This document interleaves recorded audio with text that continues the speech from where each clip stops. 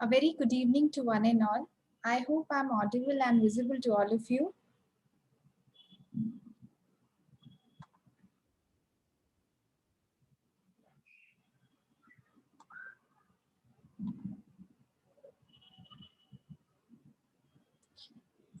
A very good evening to one and all. I hope I'm audible and visible to all of you.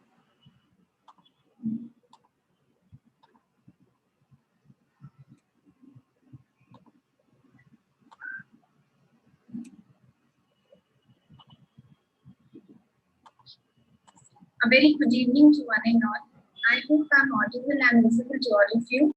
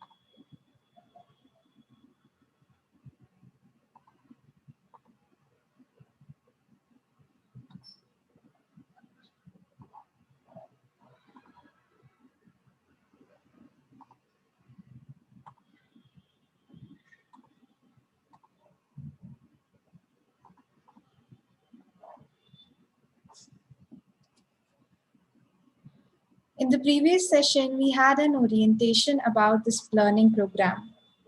And we were very blessed to have Ram Manohar sir and Hridyam Prasad sir with us to guide us through this. Today is the second session of Shruti Bodham, and I welcome you all for this session. And we almost had the time of a week so that we could reflect back to this program and we could also analyze our steps in this journey. Before starting into this and before starting the second session of this program, I would like to remind you that clicking on a link and entering into a meeting is just a very small and basic step. It is more of a passive behavior that we do day in and day out in these days of pandemic. But when it comes to learning classical text, that we need to upgrade our behavior. So can I ask all of you that are you all sitting back straight with Ashtang Hriday Tika in your hands? Yes or no?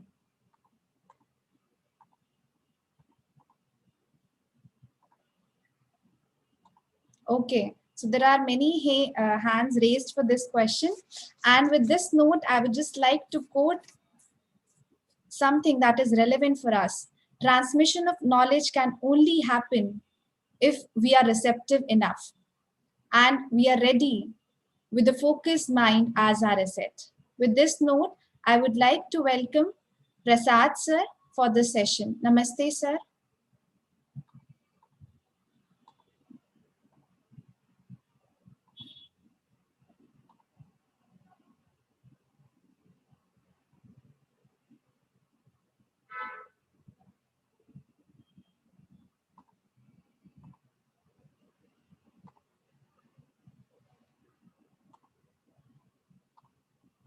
So you'll be able to unmute. Yes, now it's all right. Yes. Namaste to all of you, and a very good evening. Am I audible? Yes, sir. Okay. So it is really nice to have a group who is eager to learn Ashtanga Hridyam from the very basics, from the first shloka, as if we are sitting in the first BAMS class. So yes, as we discussed, we will be going very slowly with whatever relevant details we need to have. The only constraint is that we may not be able to go to the grammar part or the Vyagaranam in detail. But I think for those who are already in the first BIMS class, their classes are on maybe for the last 2-3 months now. So something will be going on, I hope. Some Sanskrit classes will be there in the colleges. So I hope they will pick up. But whatever is essential, that we will discuss. So we will be starting with the, and I'm very happy that after the first session of Shruti Bodham, there is a group who decided to take Ashtang Hridyam as their Swadhyaya Grantham. In the last session, that was a question, how to select a Swadhyaya Grantham and what are the points to be kept in mind while selecting a Swadhyaya Grantham. There are some issues actually while explaining these things in a foreign language. There are many. Number one is that English is not our mother tongue. Then there are many terms, many words, many definitions which are not translatable. So in such situations, we will have to use the Sanskrit terms as such. And don't bother about the heavy Sanskrit or tough Sanskrit in which all the scriptures are written. So don't bother about them. We will be stopping wherever it is required. We will be repeating whatever is needed. So overall, I think it will be a very smooth, comfortable journey for all of us. Okay. So I think even though Dr. Charu Sharma made it a point that all of the participants, they're having a Ashtanga Hridyam Tika in front of them, still I think we will share the text. Just 1 minute.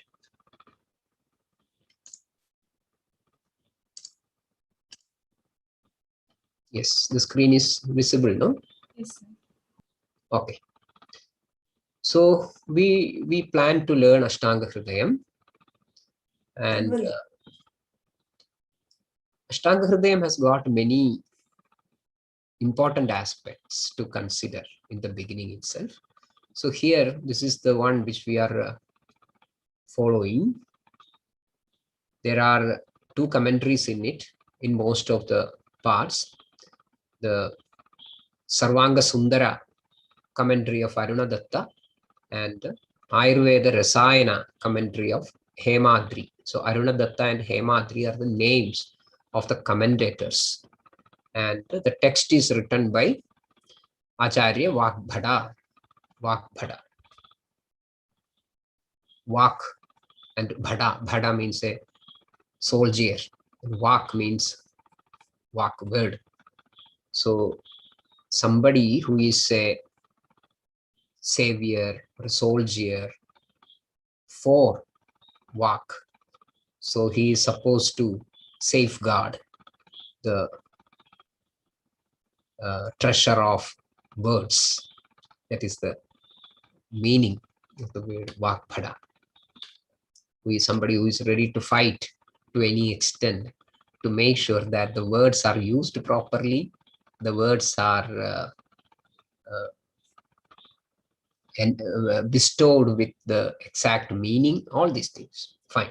So this will be the text, what will be our Swadhyaya Grantham.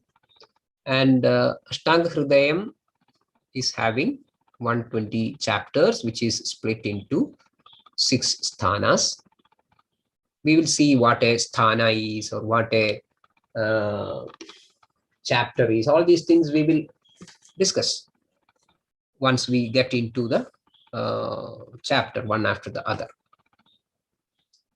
All the chapters are written in poetic verses that everybody knows. So it is very easy to by heart. And so there is a question, does it mean that all the verses should be learned by heart? Actually, the intention of this text is to by heart it. It is some sort of a rote learning, actually. Rote learning is not simply a conditioning in which you will be able to chant from the beginning to the end and from the end to the beginning, but other processing is also going on. that avabodham part is there. So mananam is there. Avabodham means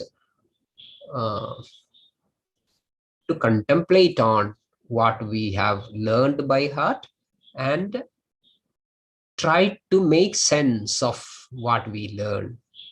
So what to learn, how to learn, and why to learn.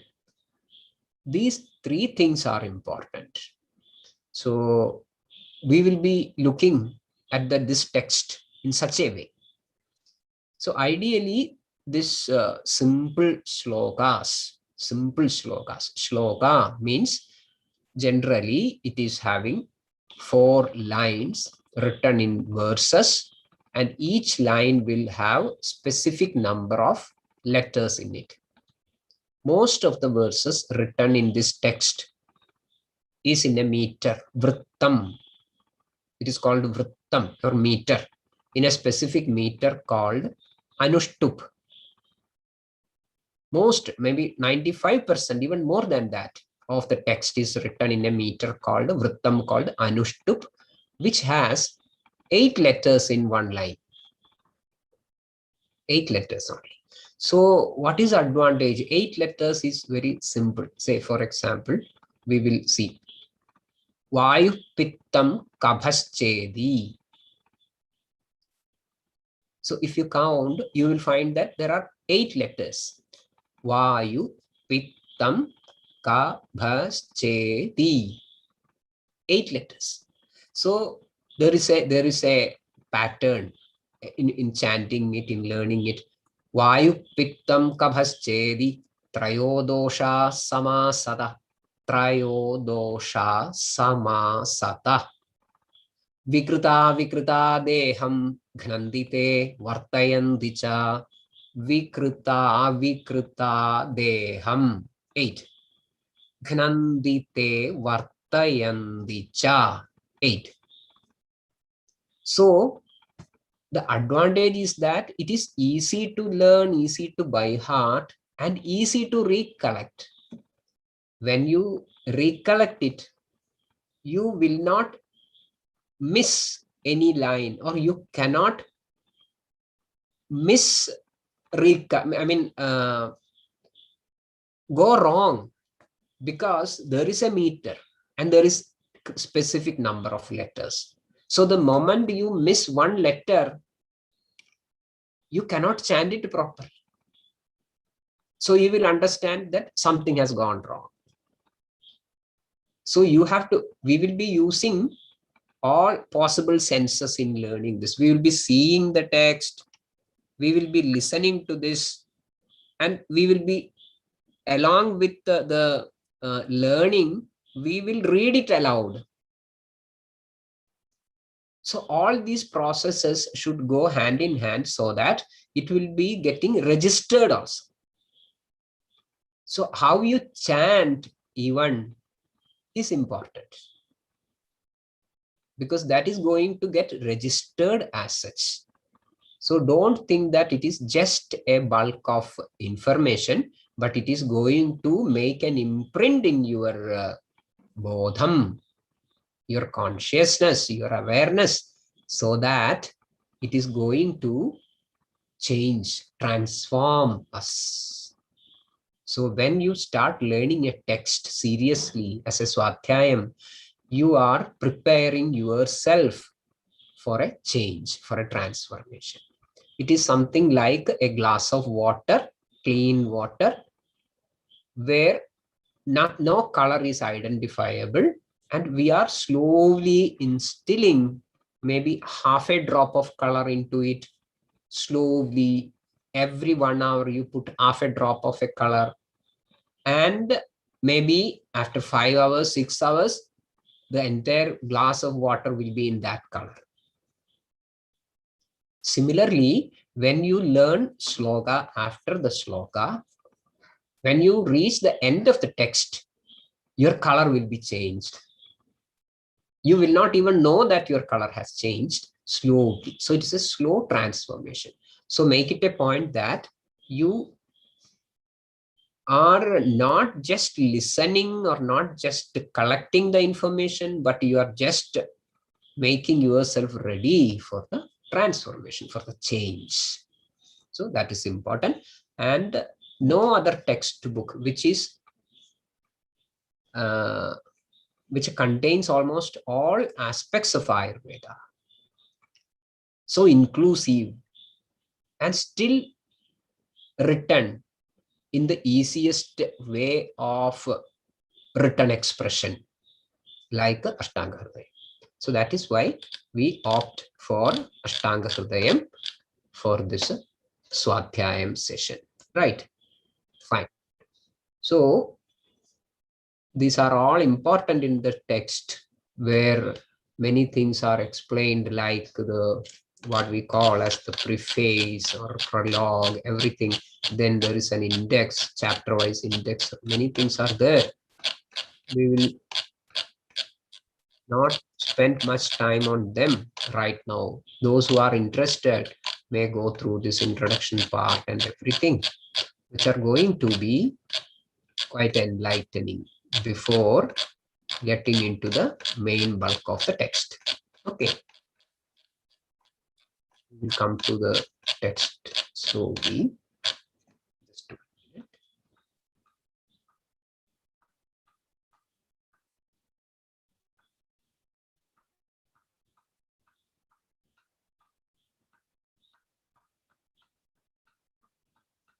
Those who are having the text with them may be able to go through all these things comfortably later.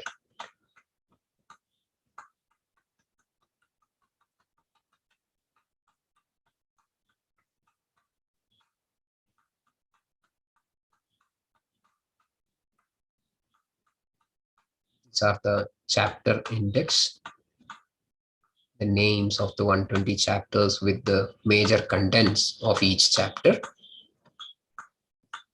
Vishayanukramanika, the way in which I pronounce Sanskrit and the way in which other people pronounce Sanskrit terms may be a little bit different, but that is not going to make any change. If you are not able to follow my accent, please tell me. I will explain whichever part is to be explained extra. Just 1 minute. Let us start the text. The beginning of the text looks never ending. Fine.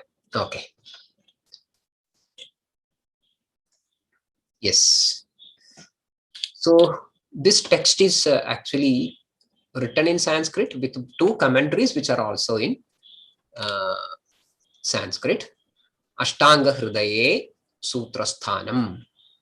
That is how it begins. Srimad Vakbhada Virachite Ashtanga Hridaye Sutrasthanam.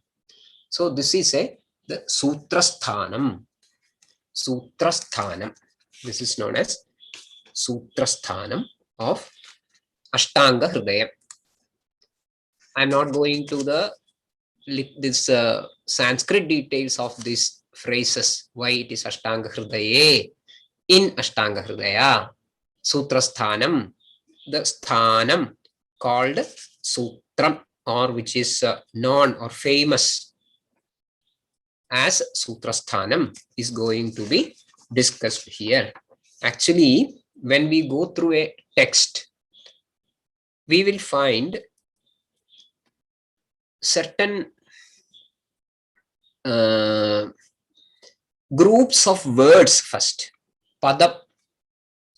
Padam means a word. And when a group of padam combined together, it becomes a vakyam, sentence. Pada samudayaha vakyam. Then when this a group of vakyam, sentences, are arranged meaningfully in a particular stage or place, then it becomes a prakaranam. It is called as a prakaranam. Vakya samudayaha prakaranam.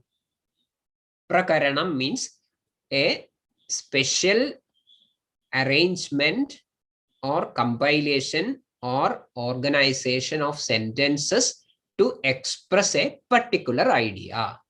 That is known as prakaranam. When multiple prakaranams which can be combined together to reflect one complete idea, then that group of prakaranam is known as adhyayam or chapter. So pada samudayam vakyam, vakya samudayam prakaranam. Prakarana samudayam, samudayam means an organization or an association, a group, a set, a combination. So prakarana samudayam adhyayam. Prakarana samudayam adhyayam. Then related to one particular topic, there may be multiple chapters, and these chapters together forms a sthanam. Together forms a sthanam. I think the idea is clear. Adhyaya samudayaha sthanam. Adhyaya samudayaha sthanam. And in one text, for its completion, it may require multiple sthanam. So when, for the sake of completion, some exclusiveness, multiple sthanam are bound together, it forms a text. Text is reflected in, is expressed in many terms, sometimes as a grandham, sometimes as a tantram, shastram. All these things are the words having the meaning text. So sthana samudayaha tantram. Sthana samudayaha tantram.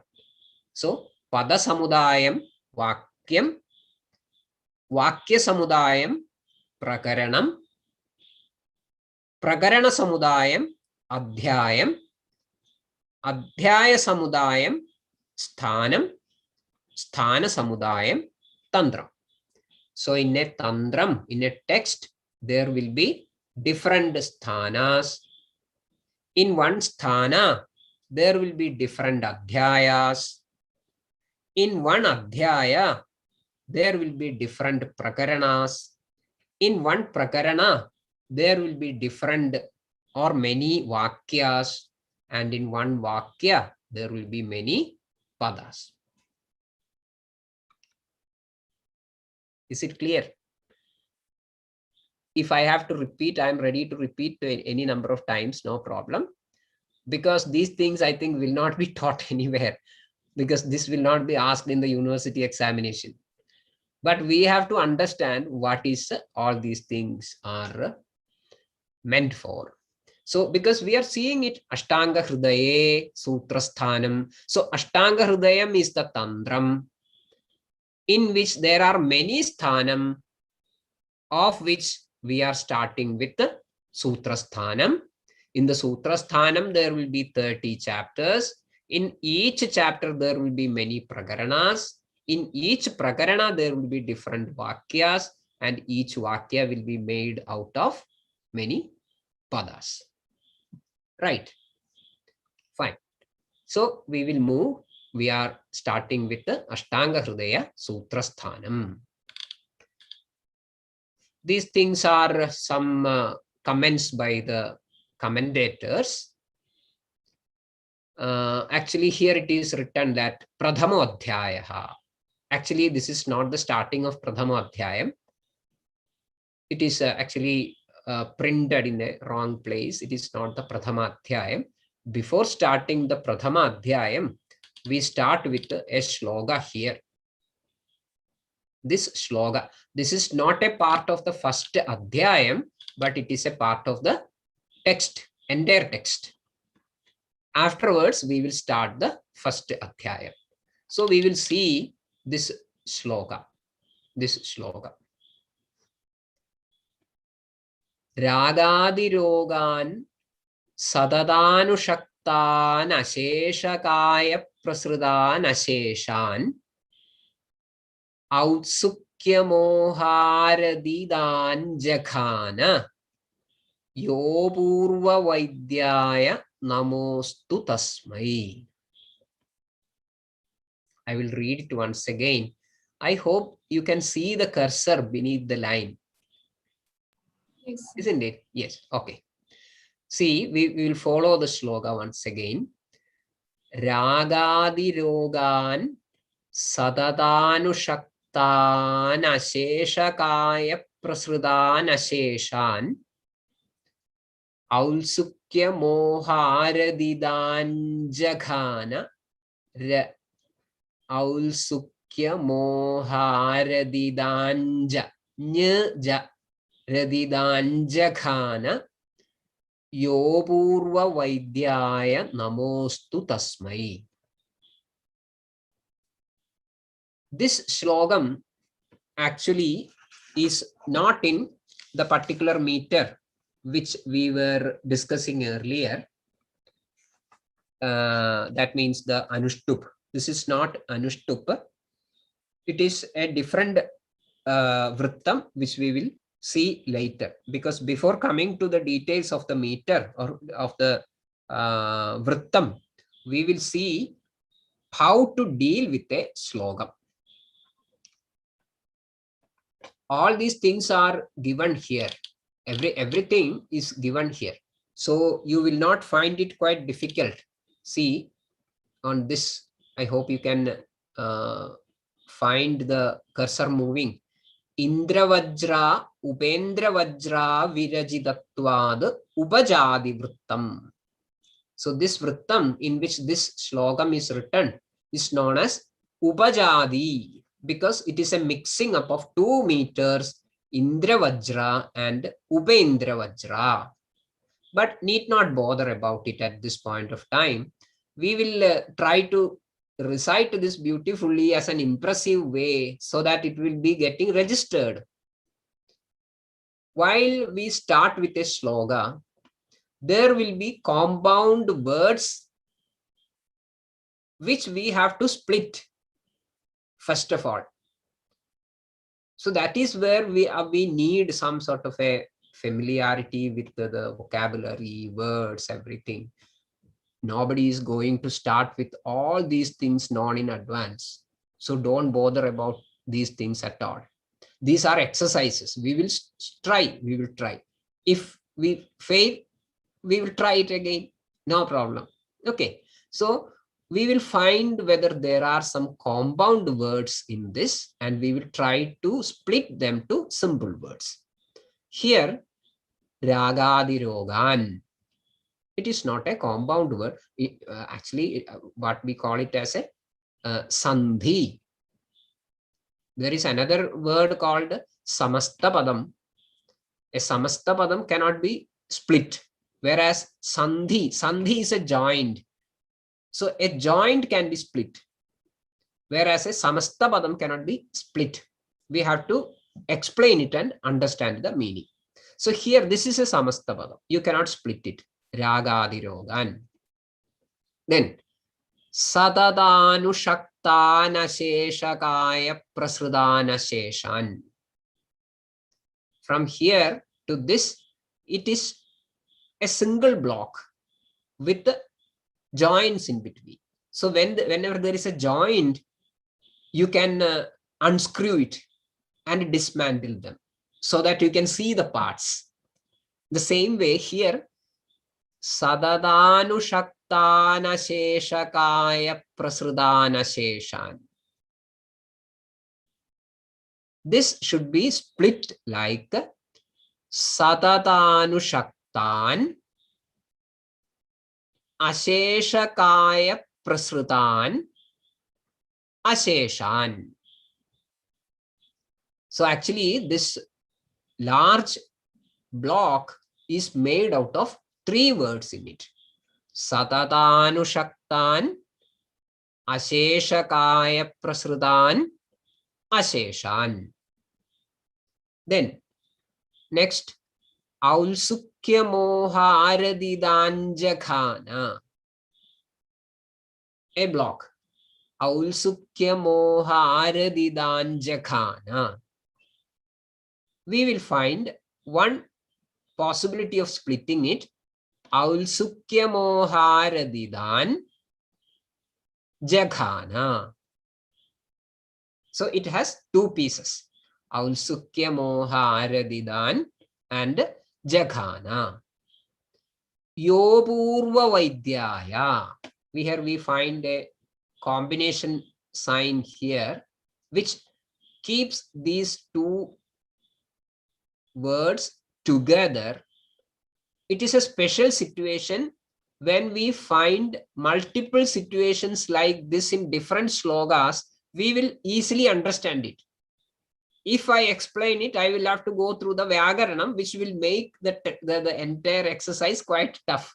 So we will just observe that here we find yo, then something like an S in English, and then Purva Vaidyaya. When we split it, it becomes Ya, Ya, then 2 dots. That 2 dots are known as Visarga. So it will be pronounced something like Yah. Yah. A half Ha is there. Yah. Or in the beginning, you can pronounce it as a full Ha. Yaha. No problem. Yaha. When it is separated, this S mark becomes A. So when we split this block, it becomes Yaha Apurva Vaidyaya. So here also we find the same thing, Namostu. So this becomes Namaha, Namah, Namaha, and this becomes A. So it becomes Astu. Namaha Astu Tasmai. So now we have split the entire sloga into the possible, the block is split into all possible words. Ragadirogan, Satadanushaktan, Asheshakaya Prasrutan, Asheshan, Aulsukya Moharadidan, Jakhana, Yaha, Apurva Vaidyaya, Namaha, Astu Tasmai. Got it? Once again, we will read the slokam aloud. Ragadirogan Sadatanushaktan Asheshakaya Prasrutan Asheshan Aulsukya Moharadidan Jakhana Yopurva Vaidyaya Namostu Tasmai. So when we recite, here we will not hear the A properly, but the listener should understand that there is a A hidden inside. Not Yo Purva Vaidyaya, but Yo Purva Vaidyaya. So a is there hidden. Namostu Tasmai. A is there hidden. So that is how we generally approach a slogam.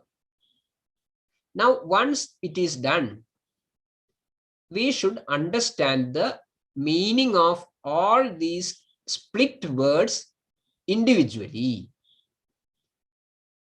Because when we look at a prose, there will be an order for arranging the words. Like Rama killed Ravana, as in English. So that order is very important. Rama killed Ravana. You cannot make it Rama, Ravana killed. But when you make a shloka, a verse, you have the freedom to change these words. You can change the order. But when we go through the meaning of that verse, which with a changed order, first of all, we have to put them in order. Then only it will make sense. So first we should understand the meaning of all these split words. Then we should arrange them in such a way that it makes some meaning out of it. That exercise is known as Anvayam. Anvayam. Once Anvayam is made, we should try to understand the meaning in that sequence. That means that is called Anvayartham. Anvayartham. From Anvayartham, we should make the complete meaning and also the essence, gist, the saram out of it. So this is the way in which a shloka should be approached. First, read it 3 times. Then do the splitting of words, which is known as padachedam. Then say the vibhakti. That is a Sanskrit term, vibhakti. Because see, the words meaning, the meaning of the words should fit into the context, and one should be able to express different shades of meaning with the same word. I will give it better. I will explain it with some example. See, I, myself, I. But when I want to say about the ownership of a pen related to this I will not use the word I pen. It is not I pen, but my pen. So to express that ownership, I have to use another word which is related, evolved from that I, which is known as my. She, then her. In English, there are very minimal usages like that. But in Sanskrit, we have got Prathama, Dvidiya, Tritiya, Chaturthi, Panjami, Shashti, Saptami. 7 such usages, which is technically known as Vibhakti.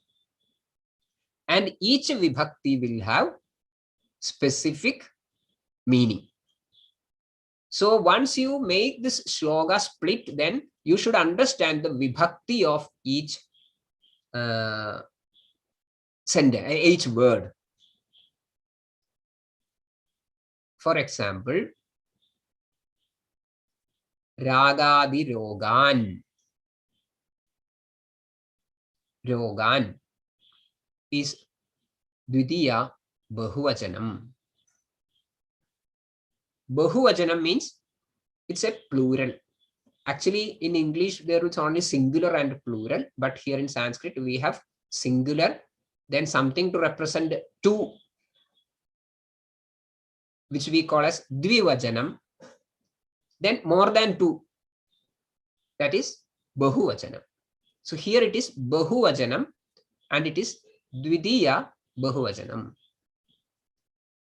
I hope your Sanskrit teacher in the college will go through the, otherwise with this one sloga, we will have to cover the entire Sanskrit Vyakaranam, which will not be, I think, a very tasty exercise.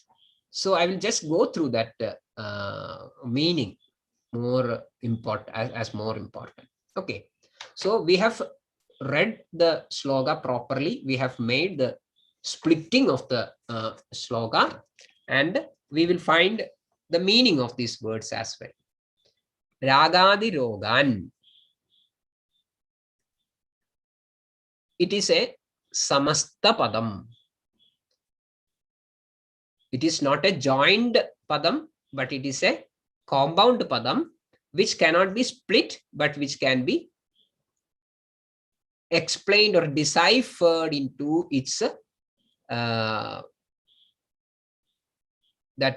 units, which make that samasta padam. In Ragadi Rogan, we call it as Vigraham. It is known as Vigraham. When we do the Vigraham of Ragadi Rogan, we find that, see in the line, Raga Adir Yesha Te Ragadayaha. So Ragadi, then Rogam. So Ragadi Rogan is one word here, which means something which affects Ragadi Roga.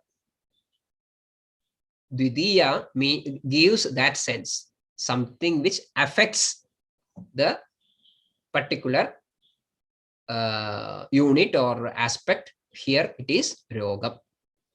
And this Ragadi may be a Visheshanam for this Rogam, Ragadi Rogam. Next is Satadanushaktan. Satadanushaktan. It has got many single units within it, which cannot be subjected to the Sandhicheda or Padachedam. It is Satatam Anushaktam. Satatam and Anushaktam. Satatam means always. Always. Anushaktam. Anushaktam is a word again. Anushaktam means which is stuck, associated, combined. Sadadam, always. Anushaktam, combined or stuck with, joined to. Then next word is Asheshakaya Prasrutan. Prasrudam, spread, diffused. Asheshakayam, two words, Ashesham and Kayam. The detailed meaning is Ashesham. Shesham means balance, something which is left over. Ashesham, its opposite. That means nothing left over, no balance. Kayam means Shariram. Prasrudam, spread. Asheshan, again the same word which we saw earlier. Ashesham, without any balance, without any leftovers. Then another words, Aulsukyam, we will come to it. Moham, we will come to it. Arati, together they form Aulsukyam Moha Arati. Aulsukyam Moham Arati. Arati, not Rati, Arati. Aulsukya Moha Arati. Jakhana, Jakhana is the verb in it, the Kriya Padam. Jakhana. Jakhana means killed, annihilated. Yaha, somebody about whom we are going to make a mentioning. Apurva Vaidyaha. Apurva Vaidyaha. Vaidyaha, Vaidya. Apurva, Purvam. Purvam, something which has happened in the past. Apurvam, something which has not happened in the past. Very rare. That is also one meaning. Apurvam is very, very rare, quite scarce.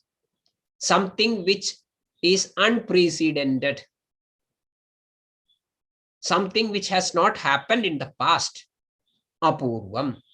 Namaha. Namaha means I bow.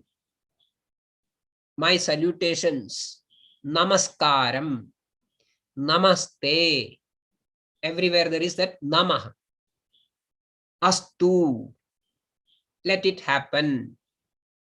Tasmai, for that person whom we are going to make a mentioning. Tasmai. So 4 lines with a scattered meaning. Now we have to arrange it, and that exercise of arranging is called the Anvayam.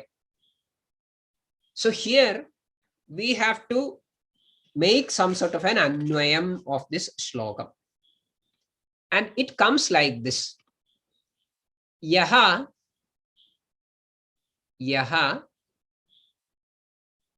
satatanushaktan.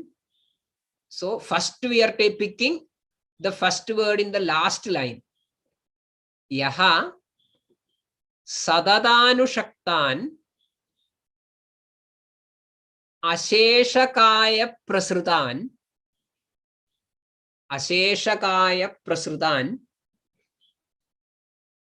aulsukya moharadidan.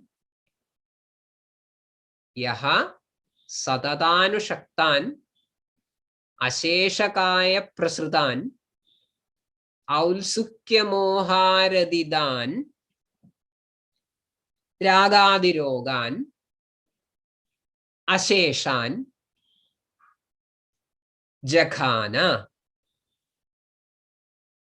Tasmai apurva vaidyaya namaha astu. I will repeat the Anvayam. Yaha satatanushaktan asheshakaya prasrutan aulsukya moharadidan ragadirogan asheshan jakhana. Tasmai apurva vaidyaya namaha astu. Namaha astu. Now we will find the meaning of this shloka. It is a statement. Namaha astu. Astu, let it happen. Let there be. Let there be. Namaha, my salutations. Let there be my salutations offered. Let there be namaha astu. Let there be my salutations offered. To somebody. Who is that? Tasmai apurva vaidyaya. To, or for the sake of, or meant for, tasmai apurva vaidyaya. That apurva vaidya. That vaidya. Who is apurva? Apurva, somebody who is of an unprecedented quality. Such a vaidya has never born before. Such a vaidya has never existed before, or such a rare species of vaidya. So let there be my salutations offered towards that vaidya of a class which is unprecedented. To that rare vaidya, let there be my salutations offered. Then there is a question. What is the reason for classifying him as apurva? What is the apurvata? Why you mention that he is so rare? There will be many vaidyas from time immemorial. From the beginning of mankind, humankind, there will be some sort of a disease. So somebody will be there to heal it. If I have a wound, if somebody coming and just blow onto it to soothe out the pain, he is a Vaidya. So there will be Vaidya from time immemorial. So what do you mean by calling this particular fellow to whom you are offering to in front of which Vaidya you are bowing your head as Apurva? What is the reason? There is a jitnasa, some quest. I have to know it. Let me know why he is Apurva. So that is the explanation given in the remaining stanzas. This is an Apurva Vaidya because he healed, he conquered, he annihilated Ragadi Rogan. A Roga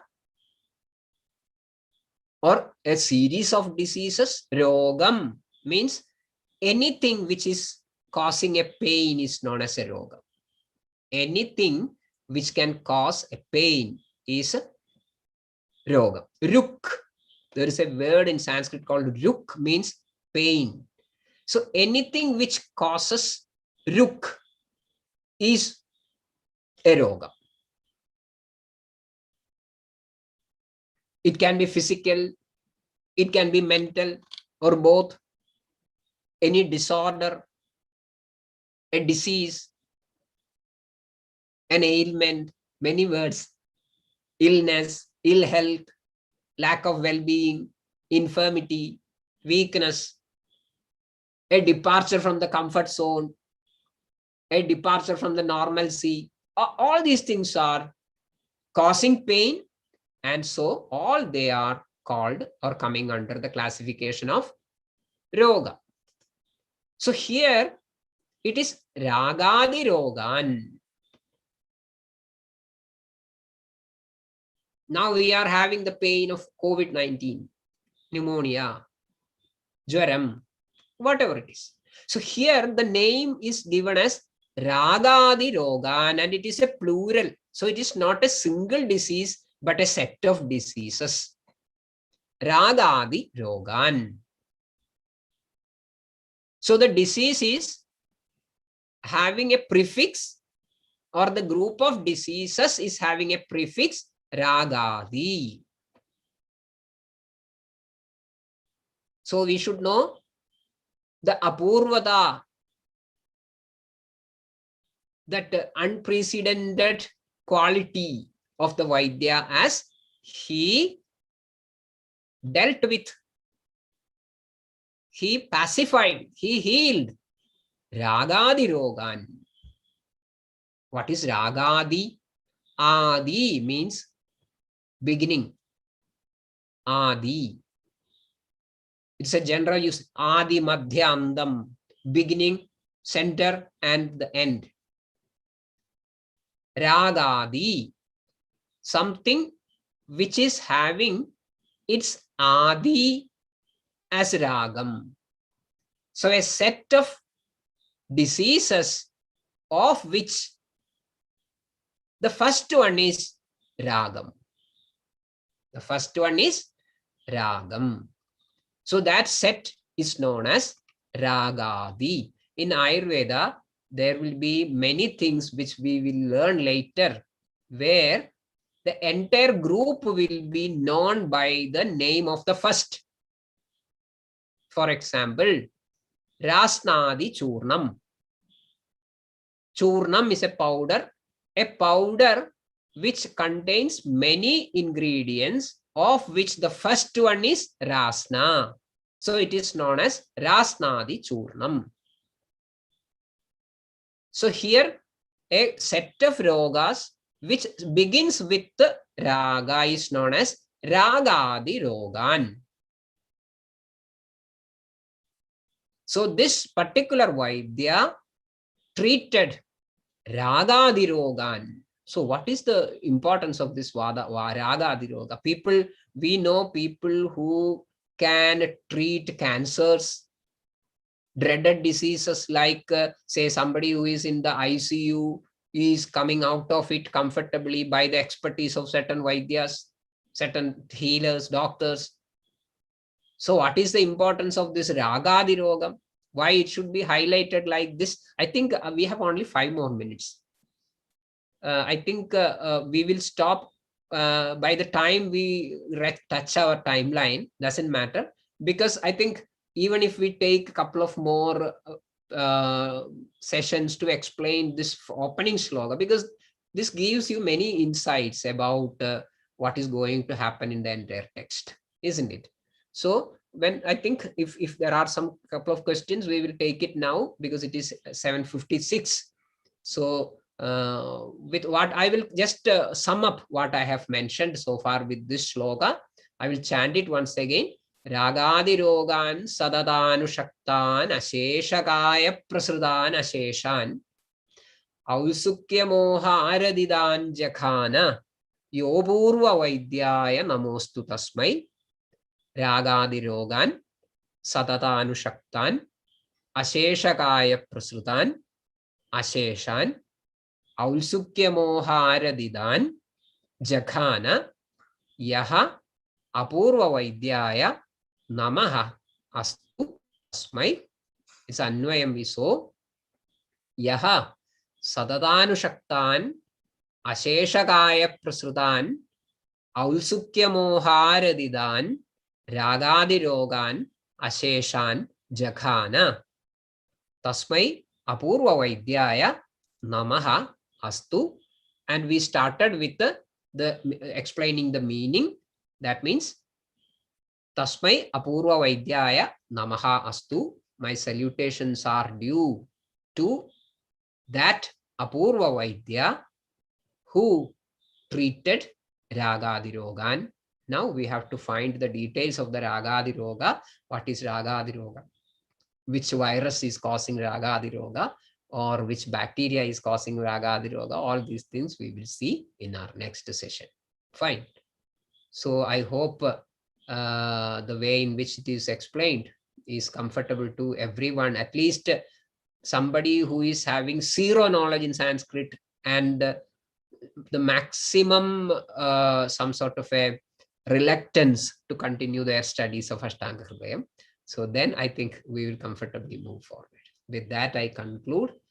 I expect that there will be a new wave of Ashtanga Hridyam learning in the next 1 week, so that we can meet with fresh minds in the next Monday. Thank you. Thank you, sir. Thank you, sir. If there are any queries, just you can type in the chat box. Okay, I cannot see any queries. So, okay, yes, sir. Okay, there is one query. Sir, in duty of being a pariksharthi, should we stop being a vidyarthi? Okay. Yeah, this is.